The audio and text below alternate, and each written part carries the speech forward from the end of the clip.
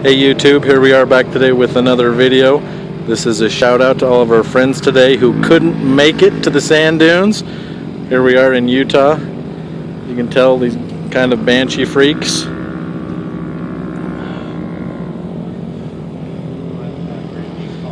We got the old Raptor turbo here. Not too bad. Banshee, I believe this is a 4mm stroker. Athena big bore kit.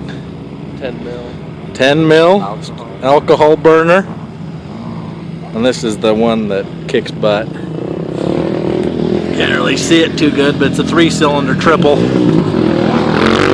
It clocked at about 80 miles an hour. Not bad. This one here. Stock with drag pipes. There you go, stock with drag pipes. Here is the buggy. Turbo Hayabusa. Ported 350. You know, ported.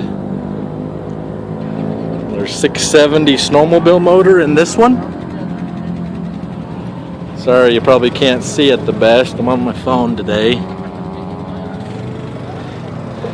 And then another Banshee, and then firewood cutting. Anyway, guys, hopefully next year you can join us. It's been a great trip. Thanks, guys.